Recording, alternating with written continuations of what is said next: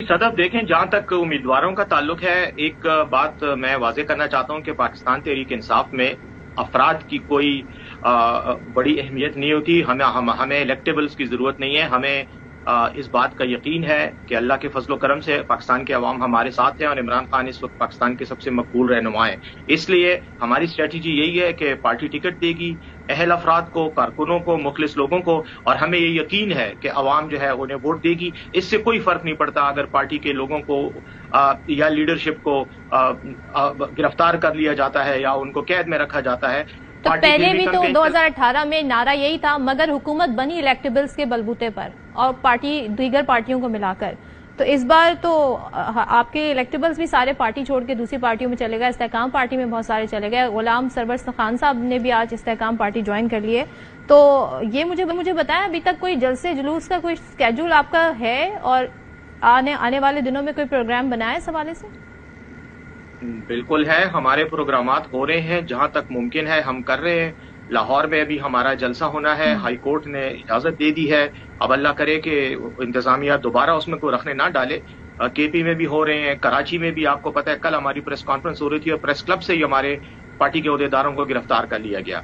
तो ये मसाइल तो हमारे साथ हैं, लेकिन उसके बावजूद पार्टी जो है वो इंशाल्लाह भरपूर अंदाज में इलेक्शन में हिस्सा लेगी। खान साहब पहले तो इंशाल्लाह रिहा होंगे इलेक्शन से पहले, लेकिन अगर नहीं भी होते और जेल में भी होते हैं कि हम जेल से अपनी इंशाल्लाह इलेक्शन कैंपेन चलाएंगे। और इस बात का मैं तो आपको यही कहता हूं कि ये जो आपने अभी थोड़ी देर पहले सवाल किया फैसल करीम कुंडी साहब से, मैं तो कहता हूं पीटीआई से हम ये सवाल ही नहीं होना चाहिए, क्योंकि हम ये कहते हैं आप आए मैदान में, अवाम खुद मंशूर जो है उस पर ठप्पे लगाएगी। और पीटीआई का तो इस वक्त चैलेंज के साथ हम कहते हैं कि आप इलेक्शन करवाएं, इंशाल्लाह अवाम हमें ही वोट देगी। फिरदौस आशिक अमान साहब, ब्रेक पर जाने से पहले आप बात कर रही थी, वो कंप्लीट कीजिएगा। दूसरे ये बताएं कि चौधरी गुलाम सरवर साहब आज पार्टी ज्वाइन की है, तो इससे तो ये नजर आ रहा है कि आपकी पार्टी का सारा इन्हिसार इलेक्टेबल्स पर है। तो बाकी कितना मार्जिन आप समझ रहे हैं इससे मिल जाएगा? आपको कितनी सीटें निकाल पाएंगे? क्या पोजीशन बनेगी आपकी? जी, मंशूर की आपने बात की तो आपने कहा कि ये अनफेयर है और ये इम्पॉसिबल है। पहली बात तो अनरियलिस्टिक है। अनरियलिस्टिक है तो अनरियलिस्टिक में कोई चीज उसमें ऐसी है तो आप पॉइंट आउट कर दें, लेकिन जो मैं बताना चाह रही हूँ वो आप सुन लें कि जो पाकिस्तान के रिसोर्सेज जो हैं, क्या आप इस बात से इनकार कर सकती हैं कि पाकिस्तान में जो है वो बीएसपी के नाम से जो है वो अरबों रुपए जो है डिजर्विंग और नॉन अफोर्डिंग लोगों को मिलते हैं थ्रू डाटा बैंक, और एक marginalised non affording deserving community identify हुई है और उसको आपने चैनलाइज करना है, उसको पुल अप करना है और उसी की प्रायोरिटीज को आपने रीसेट और रीडिफाइन करना है। दूसरी बात, क्या इस बात पे आपको कोई ये जो हमारा पेट्रोलियम लेवी लगी होती है हर उसके ऊपर पर लीटर जो डीजल या पेट्रोल जो भी पेट्रोलियम कमोडिटीज हैं, तो वो स्टेट जो है या गवर्नमेंट जो है उस फंड को किसी और मद में कंपनसेट कर सकती है। कभी ऐसा नहीं हो सकता कि जो अफोर्डिंग और नॉन अफोर्डिंग है उनके लिए सेम पॉलिसी हो, वो बिजली हो या पेट्रोल हो या दीगर कमोडिटीज हो।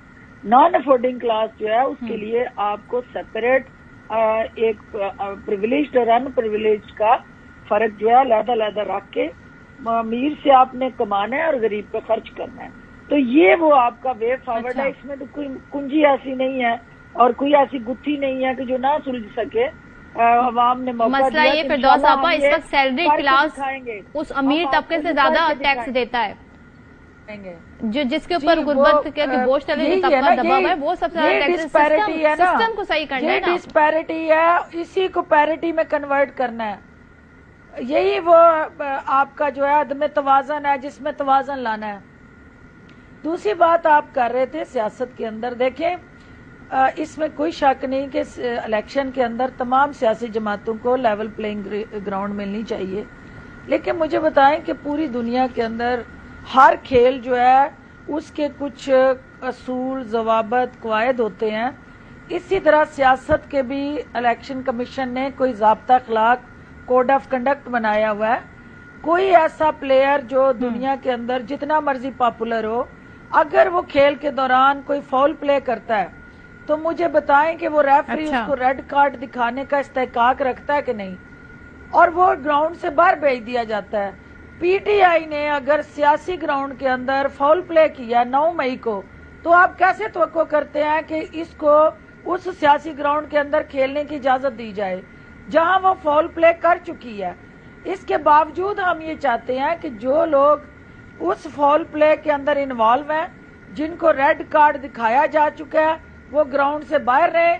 جو یلو کارڈ والے ہیں، جو کسی وجہ سے دانستہ غیر دانستہ اس کے اندر اس طرح سے انوالو نہیں ہے، وہ ان کو اگر موقع ملے تو وہ الیکشن لڑیں اور ہم سیاسی گراؤنڈ میں ان کا مقابلہ کریں۔ ہمارا تو اس میں کبھی یہ خواہش نہیں رہی کہ پی ٹی آئی کو مائنس کر کے الیکشن لڑا جائے، یا کیونکہ طاقتور حریف کا مقابلہ کر کے ہی آپ جیتے ہیں تو اس کا ٹیسٹ اور ہوتا ہے۔ کمزور سے لڑنا جو ہے وہ یہ تو ہمارا وتیرہ ہی نہیں ہے۔ دوسری بات جو کہی کنڈی صاحب نے، misuse and abuse of governor house in Lahore, دیکھیں یہ ایک بدقسمتی ہے کہ یہاں سپر مین جو ہے وہ کمزور سسٹم کو ہائی جیک کر لیتے ہیں، اور پاکستان نے سپر مین پیدا کیے، اور یہ سپر مین یا سپر شخصیات جو ہیں یہ کمزور ہمارا جو سسٹم ہے اس کو یرغمال بنا کے اپنے حق میں مولڈ کرتی رہی۔ اب وقت آ گیا کہ اس ملک کے اندر سپر سسٹم کی ضرورت ہے کہ ادارے مضبوط ہوں، آپ کا نظام اتنا مضبوط ہو کہ یہ طاقتور لوگوں کو اپنے متحد کرے اور طاقتور لوگوں کو قانون کے دائرہ کار میں لایا جائے۔ یہ پی ایم ایل این کی یہ جو چھچوری حرکتیں ہیں، یہ انتہائی غیر ذمہ دارانہ ان کی سوچ ہے کہ بغیر مینڈیٹ کے، بغیر پبلک آفس ہولڈر ہوتے ہوئے آپ اپنی جماعت کے اجلاس گورنر ہاؤس میں جا کے منعقد کریں، جو گورنر ہاؤس پبلک پراپرٹی ہے۔